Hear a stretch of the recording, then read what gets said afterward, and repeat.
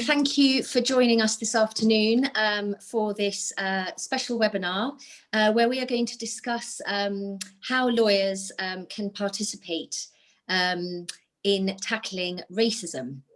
Not an easy topic, and certainly not one that we'll cover easily in an hour, but really the purpose of today is just to give you all some food for thought and perhaps keep this as an ongoing discussion.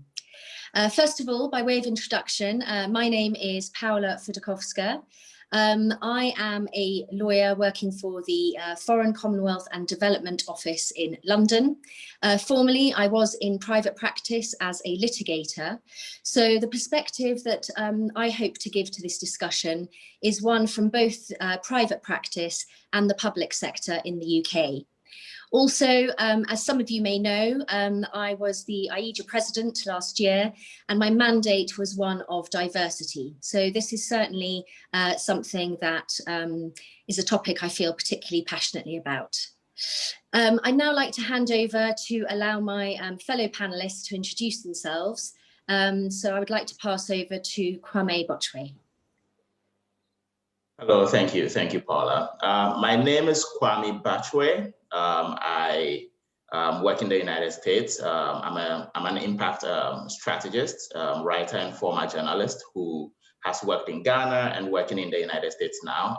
Presently, I work within the community and economic development spaces, advising organizations on how to create meaningful impact within the communities that they work in. So for a lot of people who are familiar with the United States, for instance, you would know that a lot of the urban areas are segregated. So a lot of the impact work happens in majority Black communities in these urban spaces. So I am constantly in contact and working with communities of color out here, and my previous research when I was working with Case Western Reserve University was focused around equitable housing policies, for instance. So this is a topic that I've been, something that I've been talking about at least for the last 3 years, and have been churning out some scholarship with regard. So I'm particularly excited to be having this conversation today and bringing my own perspectives and my experiences to this conversation, and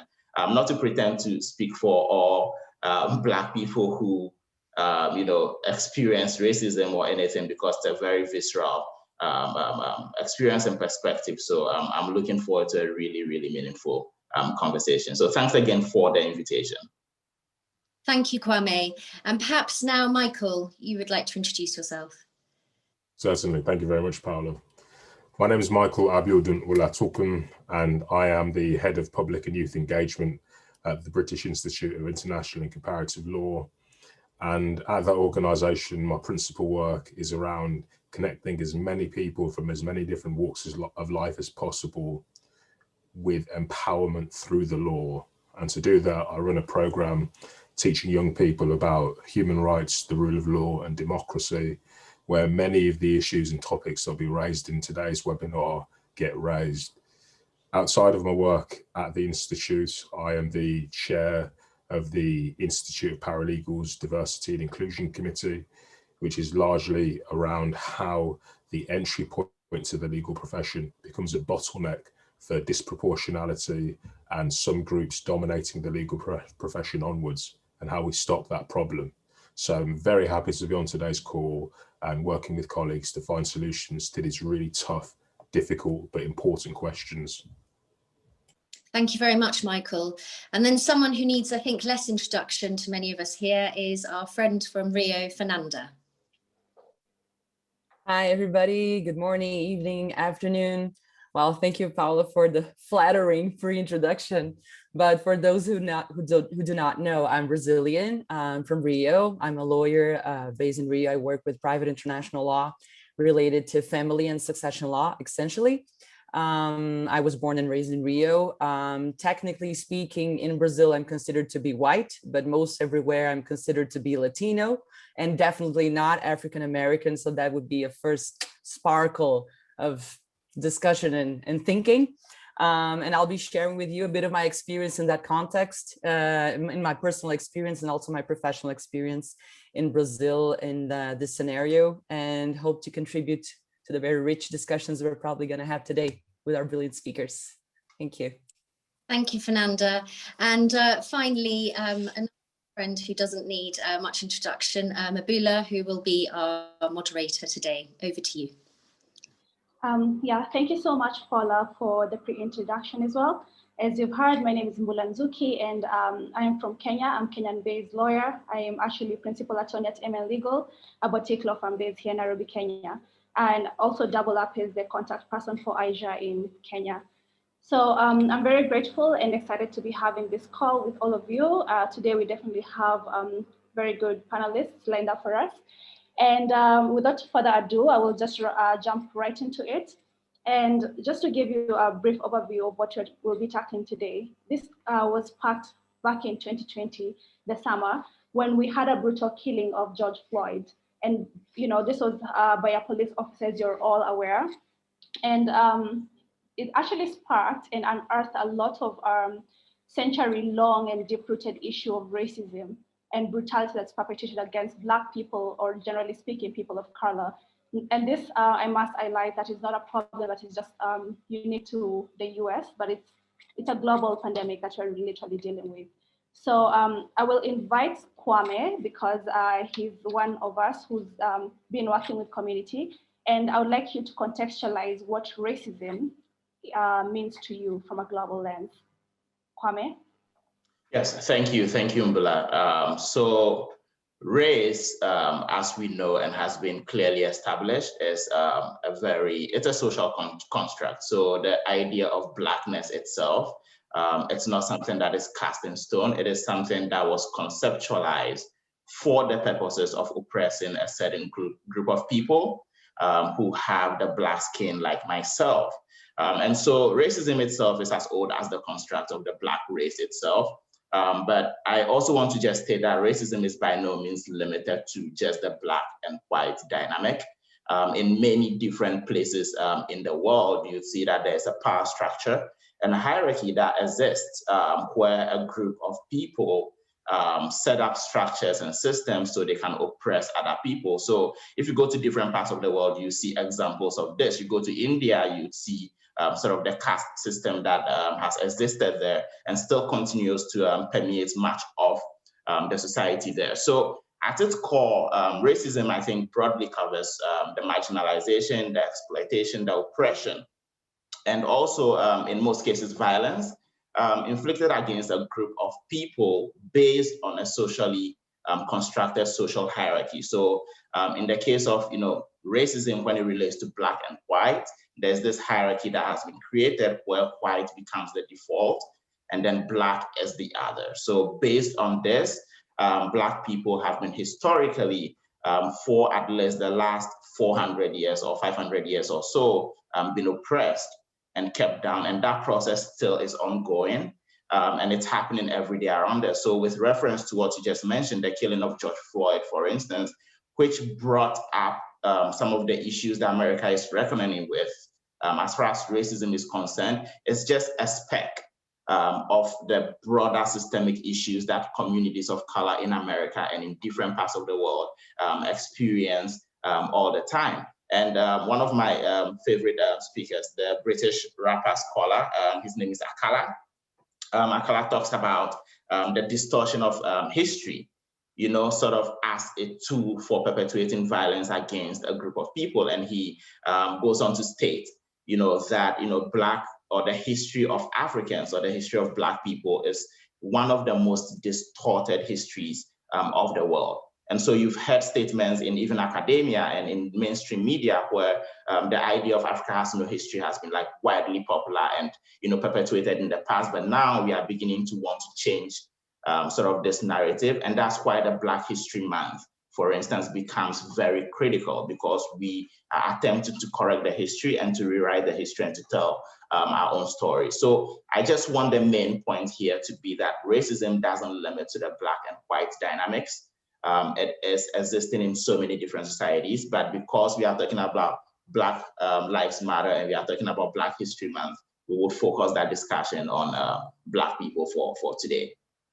Brilliant. I really like that you touch on that, and specifically that you bring out the power dynamic that's tied into racism. Thank you very much for your well thought out response. So just to take you on again, Kwame, before I proceed to Michael. So does this mean, because it's a power issue really, does it mean that we have levels and layers to racism? You know, from individual to institutionalized. Would you like to just briefly touch on that? Yes, so as racism manifests itself within, like, the social context, there are different levels to it. So you have the structural racism, you have the institutional racism, you have the interpersonal racism, and you have internalized racism. And I'm not going to, very obviously very smart people on this seminar, so I'm not going to try to attempt to explain all of this. But just on the broad level, we know that structural racism and institutional racism is one of the biggest, ones that we are battling with now, because, whereas in the US, there's been a lot of racist laws that we've seen in the past. A lot of these laws have been outlawed, right? A lot of these regulations and, have been outlawed, but the legacies of some of these policies that were in the past still permeates society and is still having effect. So you talk about redlining, for instance, which was a practice where communities of color were denied mortgages, and denied financing. You see that today when you come to an urban area, like the city of Cleveland, where I live now. If you come to Cleveland, it's segregated. There's the east side, which is predominantly Black. There's the west side, which is predominantly white. And you see the economic differences between some of these places. And that would tell you that it is one of the main examples. It's almost like a textbook example of structural and institutional racism that in many cases, even though outlawed on paper, is still very real on the ground. And then I'll touch just very briefly on internalized racism. When you keep a group of people down for a long time and you try to construct that they are the other and you are the default, you are the standard that they should meet up to, you find problems with internalized racism. That's why when you go into the Black community in many other places, you see that bleaching is a huge problem, because we are all trying to and aspiring to want to be the white people that we see as the default. So the racism happens on different levels. And I'm going to focus on the structural and the institutional, because that is where it borders communities as a whole. And in this discussion, trying to unpack how lawyers can, tackle and attempt to break some of these systems in their, individual countries or the spaces within which they exist. Amazing. Thank you so much, Kwame. So this is, as we've already stated, this is actually us trying to figure out how we as young international lawyers can actually contribute to bringing to life meaningful solutions and lasting solutions, sustainable solutions to the menace that is racism.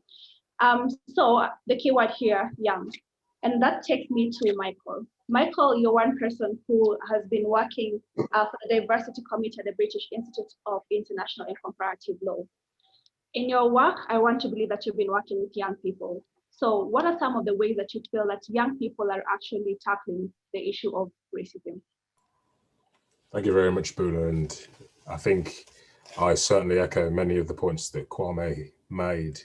In my work as well, I found that people are poisoned. They come to the world with creativity and openness and innovation, and then across our education and our engagement with institutions, we come to believe the subjugation, we come to think in hierarchies, and then the bitter poison of racism takes fold after childhood. And that for me is the great hope, that young people who are at the forefront of movements will use their optimism and their lack of prejudice to remind all of us that we were made equally. In my work, I've worked with civil society activists as one of the directors of the Diana Award, which is a charity working on issues like anti-racism and anti-bullying. And young people who have been involved in those campaigns have set up projects within schools to prevent bullying, acting as peer ambassadors and facilitators where there are issues, some of which may be around discrimination on the basis of race, others for gender-related discrimination, and finding ways of creating a new culture that is more inclusive and more open, where people are able to talk about their differences whilst also remembering the similarities between them. And that's one of the really important youth-led projects that I've been privileged to be involved in, and that I think makes a real difference. Another matter around anti-racism is the work of youth activists to speak up for other young people where they think their communities are disproportionately affected by public policy. And I'll just bring up a few examples from the United Kingdom. Over the last couple of generations, we've seen a real diminution in the number of under 25s who are able to own a home. We've seen an increase in the use of exclusion from schools as a punishment mechanism. And we've seen a real wholesale reduction in turnout at elections. In the UK context, for those descended from Africa, that's much worse than all non-white groups. And for all of those issues, all non-white groups fare less well than white groups.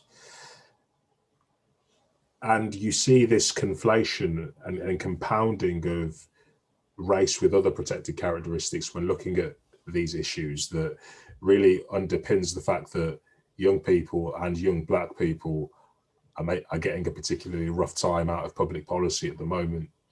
So a number of groups such as the British Youth Council and My Life, My Say, which are youth civil society movements, are joining up the voices of young people to protest to government to say, this isn't good enough.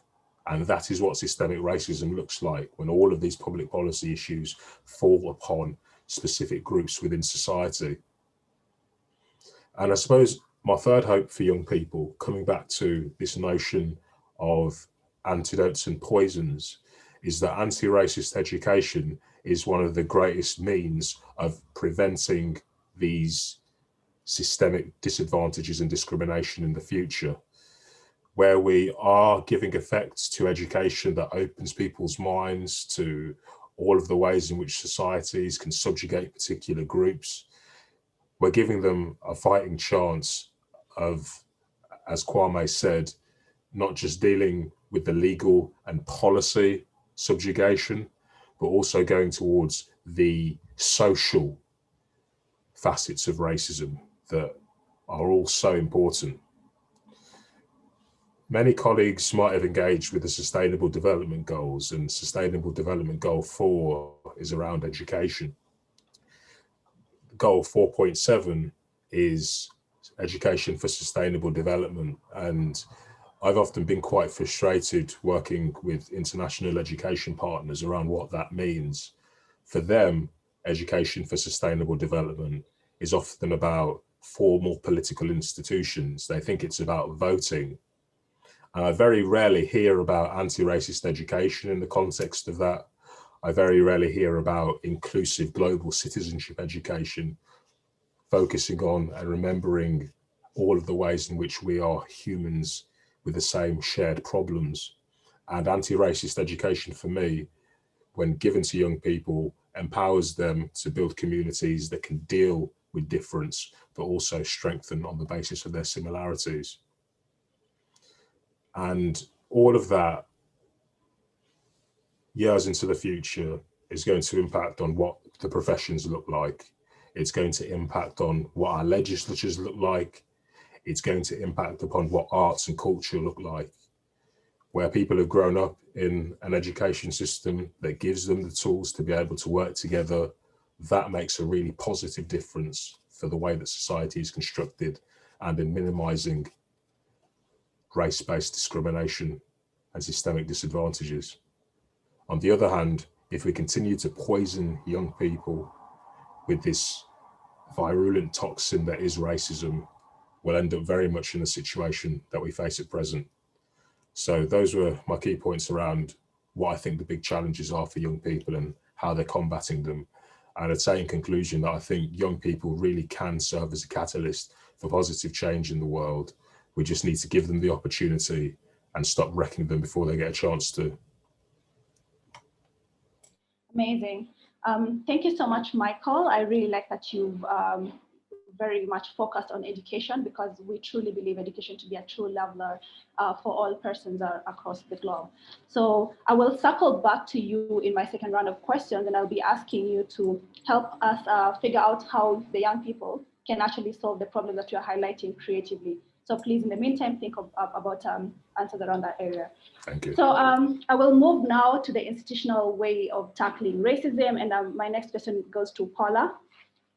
Paula, in your line of work, I know you're very keen on diversity, and I'm going to highlight the issue of affirmative action, the affirmative action paradox. So some people, they actually use the word, the derogative term quota, because they really frown upon affirmative action. They think that it's undue advantage given to maybe Black people or people of color. So what are some of the sentiments you have around that, and how can we actually make affirmative action work? Is it just about equality of opportunity, or should we actually go a step further and focus on equality of results? Paula? Thanks, Nabila. Well, yes, I mean, this is an enormously complex issue, and we're probably only going to skim across the surface of it. But I think, you know, what you're referring to is what can organisations and the workplace do in order to address a perceived, for example, imbalance in their workforce, insofar as that workforce perhaps does not reflect, you know, the society in which we exist. And of course, this does depend from country to country. I'm giving, of course, a very UK-centric perspective. But I suppose one thing that I would like to raise is there are a number of mechanisms that organisations are bringing into play. One that no doubt many of you in the audience may have heard, you may even be using this in your firms, is in the application process, using the blind sifting process, where the names of applicants are removed. Any features in the application which could identify that applicant by their social, cultural identity are removed, in order to give what is perceived as a level playing field. And that is certainly that's used to varying degrees of success, because of course, one needs to be able to get through the door. And before one even gets through the door to become one of the application which is blind sifted, there may already be a whole raft of obstacles which prevent certain people from even putting themselves forward for that job. So I suppose that's one issue that I would like to raise, and I know some of my panelists have some views on that. The second thing, which I've seen personally, and this was in private practice, and I'm also seeing it now in the public sector, is the use of alternative pathways to qualification, which are seen, you know, just as valid, and I would argue actually from what I've seen, perhaps even more valid than a traditional qualification, is the use of apprenticeships. This is something, as far as I'm aware, the top 20 London city law firms now have some form of apprenticeship programme. And this is something that I saw at my former firm, and it was truly impressive to see the candidates coming through that door who had chosen not to go down the traditional path of university and law school, but had chosen at the age of 18 or 19 to come and join the workplace. And while being in the workplace, conducting their studies alongside that. And with the expectation that after 5 years, they would be in the same place as somebody walking through the door to start their training contract, which is the system that we use in the UK for solicitors. So that again is something that is very widely used also in the public sector. And again, it's just, I suppose, addressing that issue that I mentioned before of the obstacles of not even being able to get through the door to get your application looked at, because it's a different way. It's looking at that, you know, perhaps university is not the most appropriate way for everybody. It's maybe not open to everyone to go to university and get the traditional marks, degrees, certifications that one needs to get to become a lawyer. So I think I'll leave it there, and I would really welcome also interjections from my fellow panelists as to how they see those issues and perhaps alternatives in which we can look at the issue. Yeah, thank you very much, Paula. Your sentiments are quite positive, and I like what you say because it makes a lot of sense, especially when you talk about alternative pathways such as apprenticeship et al. So my next question, before I actually step the next question to Fernanda, I would like to remind our attendees that they can always key in a few questions for us in the chat box. Please make good use of it so that we can have a more interactive session. So Fernanda, as a lawyer in Brazil who's somewhat considered 100% white, as you've just mentioned in your introductory message, how do you feel about affirmative action? Is it something that should be welcome? Is there a better way of going at it? What are some of your experiences working in Brazil, working and living in Brazil, actually? Okay, so affirmative action, that's an interesting topic because I had a very deep personal experience regarding that particular topic. I'll try to be brief. Basically what happened was the first affirmative actions, at least in my region, Rio, regarding access to university specifically, they were introduced in 2003. That is to say, once you leave high school, people who left high school in 2002 and started the university studies in 2003. And that's the year where I was entering university. And I had a situation where I was applying for a public university, which is considered to be among the best in Brazil for law. Because here, just for a brief explanation, here schools are up to high school level are usually better private, but universities are better public usually, or there are private ones, but incredibly expensive, and other that are not so much, but then the quality of the tuition ends up being proportional. So I was applying for a very prestigious private university, which is the one I ended up attending. I managed to get a partial scholarship for my singing skills because it's a Catholic university and they happen to have a choir. But I also applied for this public university, which is incredibly well-known nationwide. And I remember thinking in GPA terms, I had a GPA, let's say in my exam for accessing university, that was like close to 4. It was 3.6 or something, very high. And people who were getting in through the affirmative action, which was basically turned to Black people and students coming from public schools all their life, they had the same position that I had, so to speak, but their GPA was something like 2 point something. And I was directly involved because that meant that I might not be able to study where I wanted to study, despite my GPA 3.6. And people with GPAs 2 point something were getting my place. So on a personal note, I had lots of mixed feelings at the time because I was directly involved. And I thought, is this really fair? But very quickly, it became clear to me that yes, it is very fair. Brazil is among the last countries in the world that abolished slavery. That happened in 1888. So it's the impact is tremendous. We have to make it up. Maybe some people like me who had all the credentials, I'm considered to be white here, I had access to the best private schools and whatnot. Maybe it's fair that I suffer a little bit because we need to make up for this gap somehow. I ended up in my private university. I got my choir scholarship. I'm well succeeded in my profession, and that affirmative action probably gave opportunity to tons of people that wouldn't have had it if I had entered, if I had taken my place in the public university. On top, I wouldn't have to pay. So people who had less means would need free tuition way more than I would. So in the end of the day, I no longer have any doubts. And it was a very successful experience. It happened around 20 years ago. Oh my God, I'm getting old. So at first, we had a hard time with the follow-up. We saw many students leave, not be able to continue the class until the end because they didn't have enough background foundation from the public schools they had attended.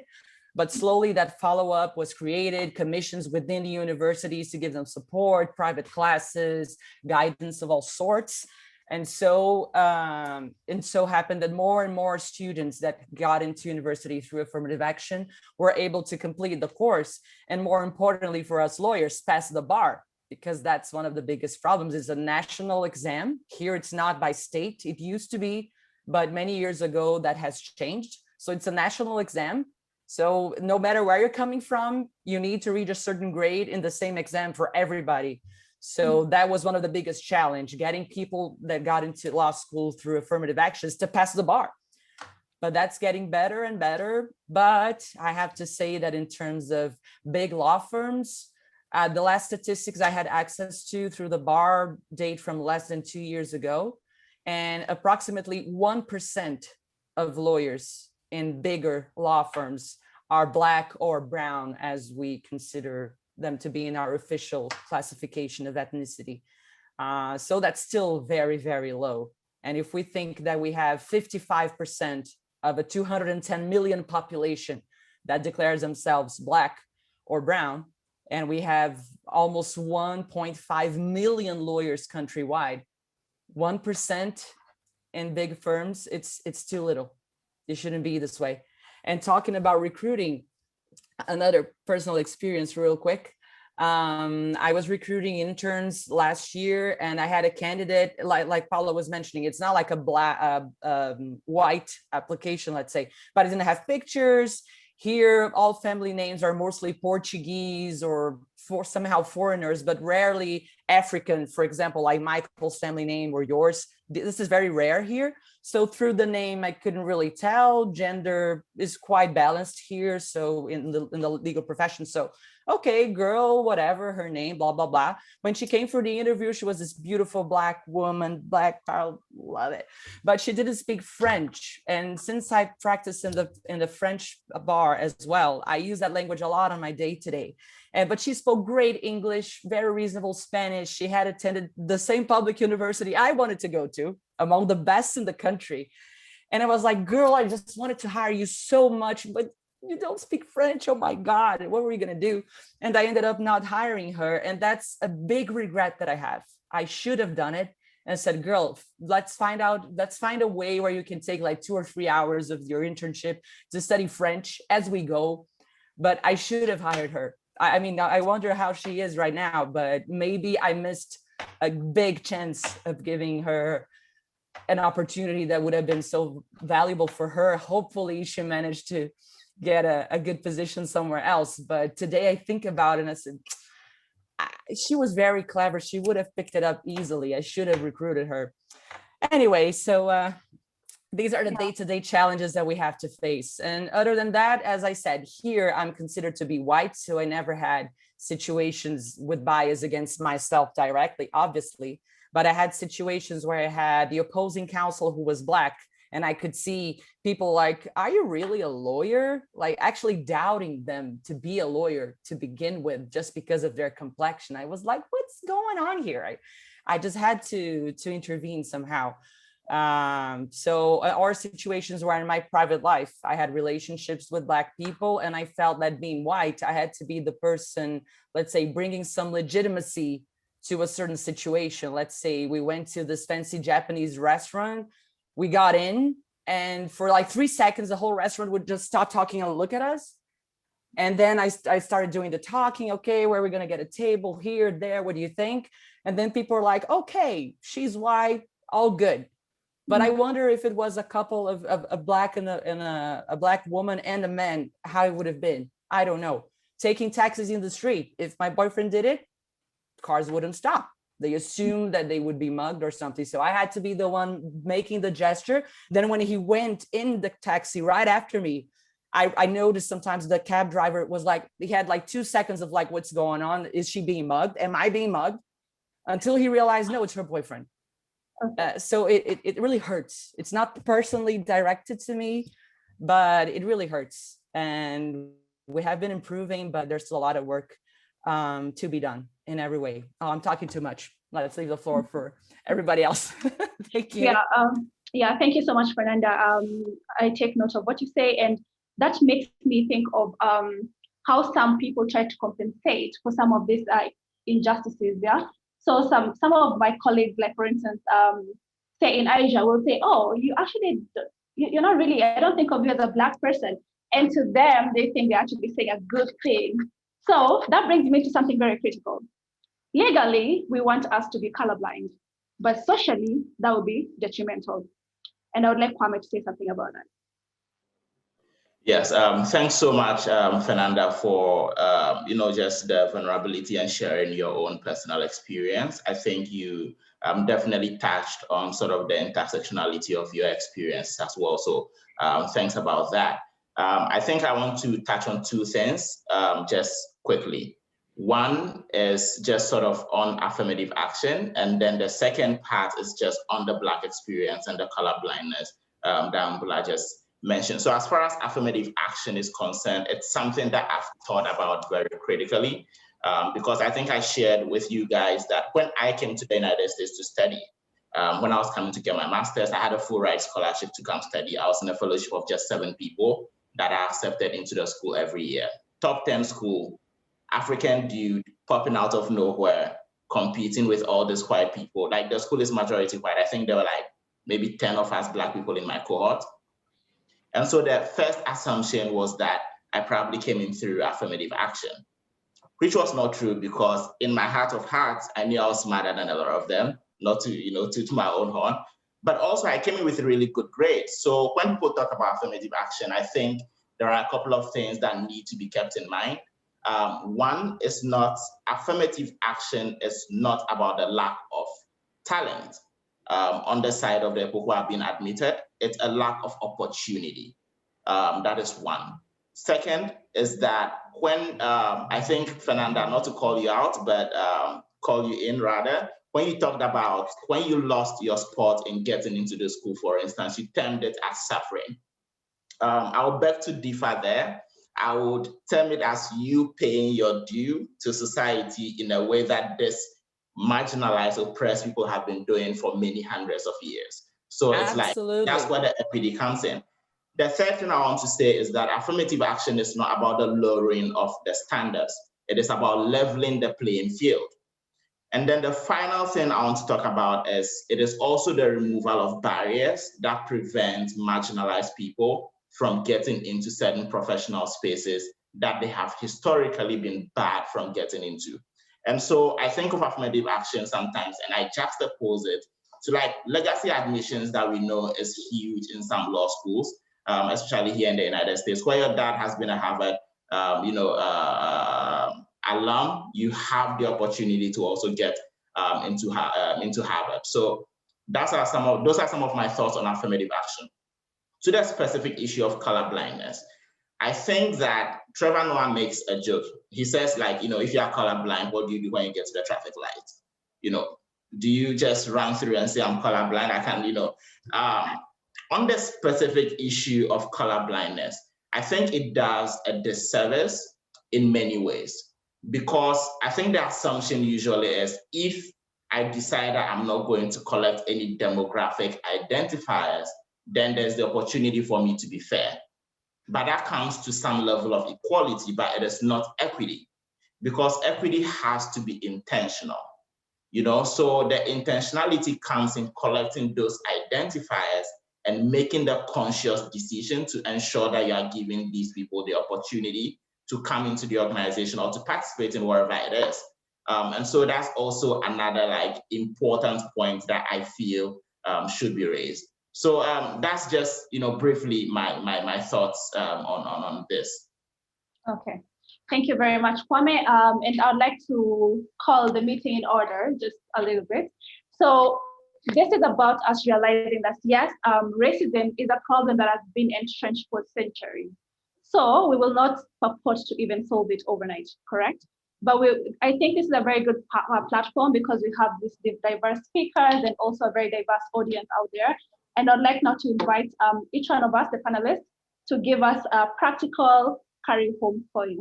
Like for all of us in institutions, for all of us in our workplaces, what do we take home? How do we start a conversation tomorrow with our coworkers, or how do we come up with policies moving forward? So I think I can start with Michael if he's here. If Michael is not here, Paula can take it out.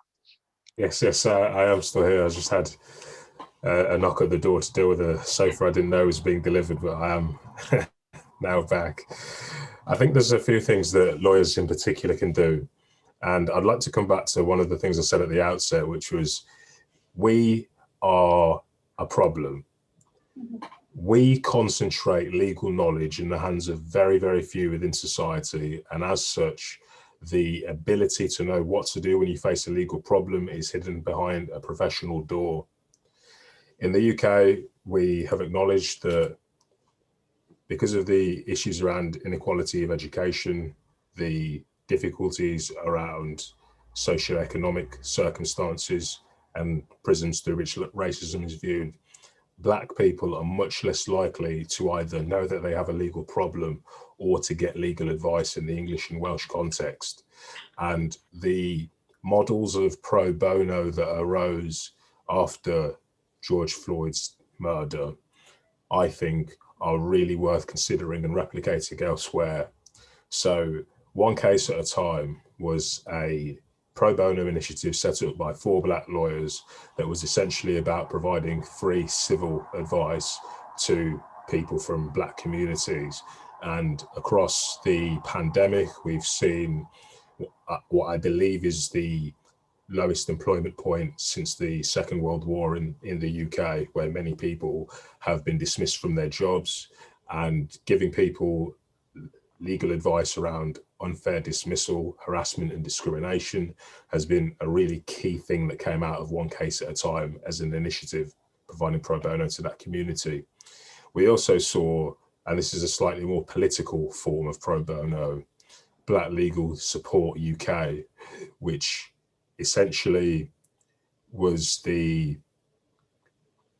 instant response pro bono advice line for people who had protested in the wake of the outswelling of public outcry about race in summer of 2020 that resulted in one of the effigies of a slave owner being thrown into a river in Bristol in the UK. This group of pro bono lawyers then went out to support the protesters, and that was another example where people were actively fighting racism that they themselves were supported. So those are 2 examples that I would raise. I think in terms of the lawyer as a member of a corporation or company, as Paula said, there's quite a few things that we can do around using existing tools to make our processes fairer. And one of the things that I'm encouraging law firms across the UK to do is to build different job descriptions, different person specifications, have different interviewing processes with different tasks in them, so they can, as Kwame said, get quality, but not have these unrealistic expectations that mean that you're not necessarily getting the best person anyway, but you're still getting the person from the same groups you always got them from. Let me provide an example. Very often in UK employment, we'll stipulate that somebody has to get a 2-1 upper second, 3 GPA, that sort of thing for a role, even where the sorts of degrees that people are being hired from may not even necessarily relate to the job that they're looking to do, but that will still be set as an arbitrary minimum. You might well have somebody who has a very different set of skills, who didn't attend university, who might be excellent for that job, but they would not be able to apply for it simply on the basis that they didn't meet that arbitrary requirement.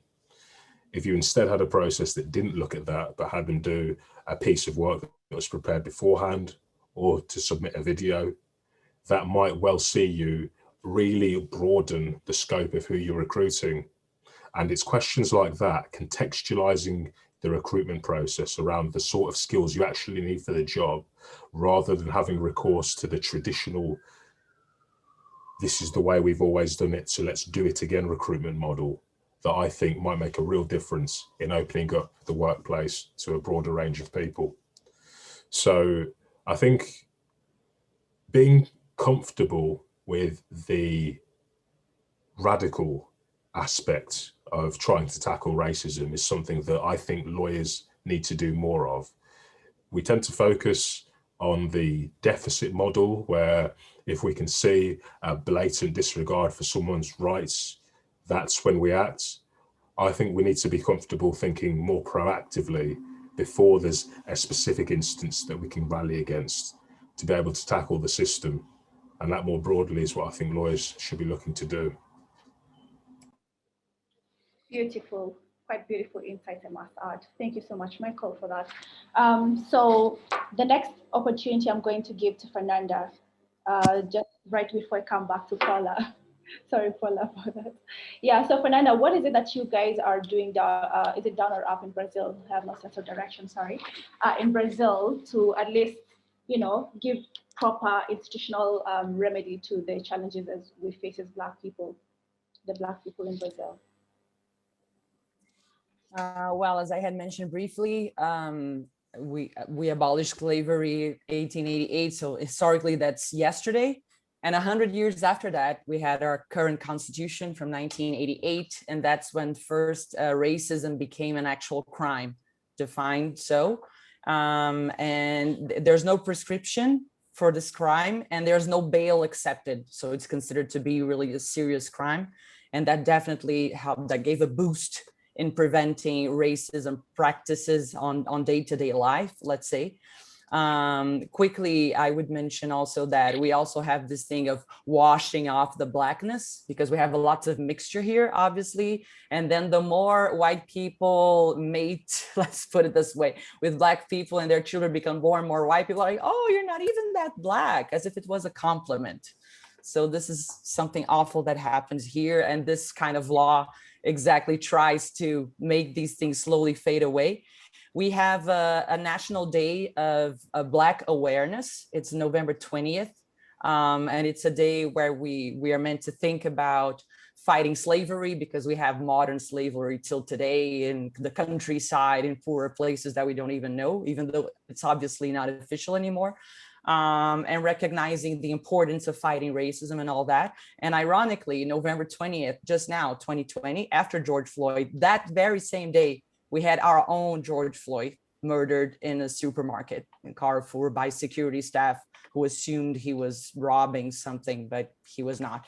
But most importantly, we have in most of our bar associations countrywide, we have racial equality commissions that are really eager to promote events, exactly like Michael was saying, to bring that awareness. Black people, sometimes they don't know their rights. They don't even know that the racism law has been there since 1988 and so on. So these commissions are quite active in bringing awareness to Black people, both in the context of their insertion in the legal market as lawyers themselves, but also as people who need their own rights as non-lawyers to be protected. So these commissions have been doing very interesting jobs in that sense for the past 10 years or so. That'd be my 5 cents on that. Amazing. I think other jurisdictions can actually borrow a leaf from Brazil and try and have similar events organized by their bar. Paula, I know I keep putting you in the box for recruitment and how we can deal with affirmative action in the institutional or workplace. So as Kwame correctly said, this is actually not supposed to be just something that we do to meet the critical mass or just a quarter. So how do we ensure that practically after this affirmative action, because we've already established it's very important, after we get people through affirmative action, how do we actually make them fit in the workplace so that they don't feel like they're just there to make an organization look beautiful or diverse and inclusive? Yeah, thanks for the question, Mabula. So one way which I've seen firsthand being introduced in our workplace, and I think with already some success, this is an initiative that's been ongoing now since last summer, is 360-degree mentoring. So what that means is partnering a senior member of staff, whatever their ethnic background, with a more junior or a different level member of staff, also regardless of their ethnic background. But the idea is that they're from different backgrounds. And this provides an opportunity for open conversation and education effectively. So both parties in that mentoring relationship speak to each other about their own personal experiences in that same common workplace. And it's an opportunity to ask questions which perhaps one wouldn't otherwise want to ask for fear of looking foolish. And also perhaps certainly for the more junior member of staff, giving them an opportunity to discuss their career progression, how they fit within that organisation, any challenges or opportunities that they are seeing, and how they might put themselves forward for that. And then for the more senior member of staff to actually understand and get to know their colleagues who are perhaps more recent joiners to the organisation, and having the benefit of that fresh perspective. You know, how does the organisation come across to somebody who's only recently joined it, as opposed to somebody who's been in it for 20 years? So for me, this is really concrete affirmative action that all of us today on this call could easily implement in our workplaces. It is something we can do tomorrow. It is not reliant on, you know, human resources and big, you know, discussion groups needing to be formed to decide, you know, the advantages, disadvantages. It's something we do now. It's human relationships, and it shows people as well that the organisation has identified an issue and is trying to take concrete steps. So that would be really, I think, my main takeaway for everybody here today. I've been overwhelmed personally in my personal experience in my workplace as to how much is going on. A lot of it was going on way before Black Lives Matter and the tragic death of George Floyd. But since that has been a catalyst for more. And I think the message that is coming across is that we can't do enough. There are so many initiatives, it's still not enough, but at least these initiatives are happening. And so just to give you a couple of other ideas that those on this call today might consider implementing in their own workplaces. One thing that we've set up in a number of our teams at work is a book club, where we look at specifically literature written by those with Black or minority backgrounds to get a different perspective on our history, our society, our culture, and also those which are perhaps less familiar to us. And that has really been a wonderful way of people exchanging views, again, asking questions and just having that different perspective. And I've been overwhelmed actually at all the different grades of people who have taken the time to come and join for an hour, you know, once a month, and to meet with colleagues in that sort of forum. And then the other thing, which I think is much more you know, positive action, we were all offered the opportunity to attend anti-racism workshops. Anti-racism, I think, is something that, again, has been, is much more on a higher platform now, particularly since the whole Black Lives Matter. It's no longer enough to say, I am not a racist. Now one has to say, I am anti-racist, and actually call people out. And this workshop was really difficult, because how do we do that without offending people, without saying the wrong thing, without making the issue perhaps worse than it was initially? And difficult questions. I'm not going to be able to give you the answers right now, but nevertheless, the fact that that workshop was offered in the workplace and that it had a really great take-up. Again, for me, there are so many brilliant external providers who can do these workshops. We did it online in this new COVID world, and I would thoroughly recommend that to everyone on this call today to consider. And please do reach out to me if you'd like details of some of the providers. So thank you. That's all I wanted to say. Wow, I really, I'm so wonderfully, you know, impressed by your insights, Paula. Just to give to recap what you said, it's not enough to say that you're not racist. You have to actually condemn racism. Secondly, you can actually employ things like book clubs where you actually educate yourself, because education is a very integral part of approaching racism. And then thirdly, I hear you talking about mentoring within the workplace, which is very important. the 360 mentoring, you call it. From you, Fernanda, I also take note that our bar associations and even like associations like AIJA, we can take it upon ourselves to have days where we actually, talk about these very uncomfortable discussions or topical issues such as racism, inequality, diversity, and inclusion, because it's not just racism, there's also like gender related issues as well. There is, sexual discrimination as well. So all these things are very important, and that's our role as lawyers. From Kwame and Michael together, I hear that education is playing a very integral, part in the fight against racism, and also that lawyers, we can be a voice of reason, which actually I feel that I strongly believe is our place and role, our proper place in society as lawyers, that you can actually do pro bono work, that you can have these meetings within society where we actually sit down with other people from other who are not necessarily lawyers and ask them, what can we do for you? There is a march maybe going on. People can always, have lawyers acquire permits for them. So there's really so much that you can do as lawyers. You're not going to exhaust them within this particular sit down or panel discussion. I also take note that our president, Francois, is in the crowd for part of the attendance, and I'd like him to also come and tell us what the plan is for us as AIJA moving forward, and basically talk to you. I hope he's able to be admitted and talk. Yes, hi everyone.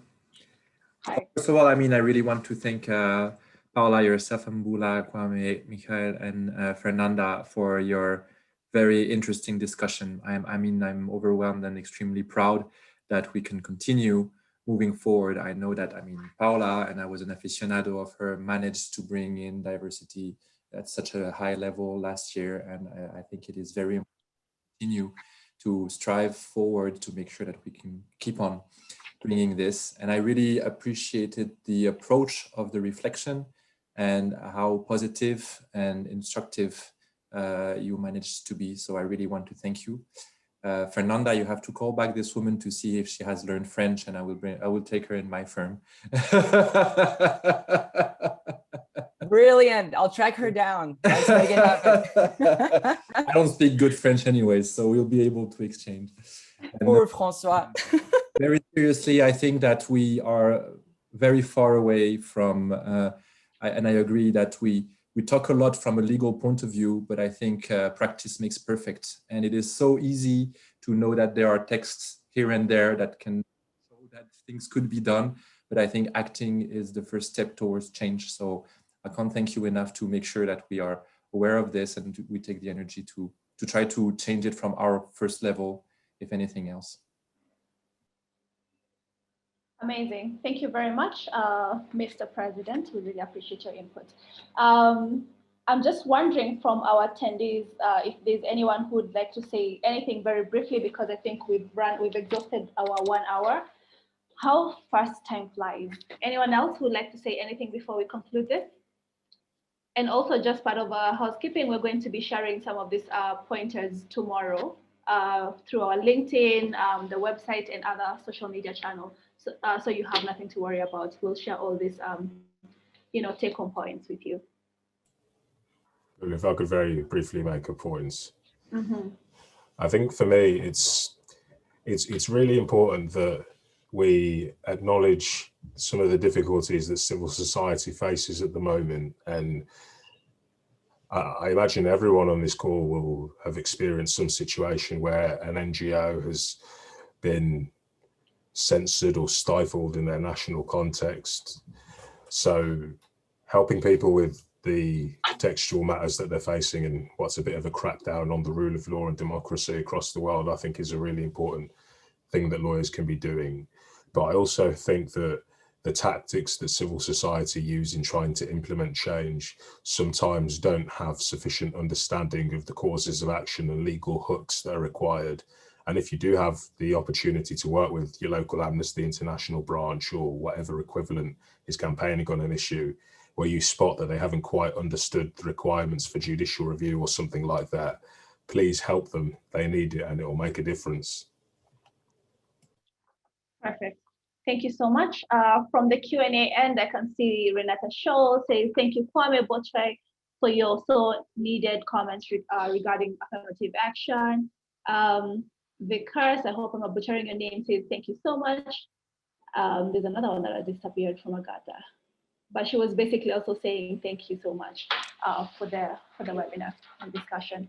Yeah, so if there's any more that I'm missing, there's Carnal QS, thank you so much, Tim, thank you Vanessa.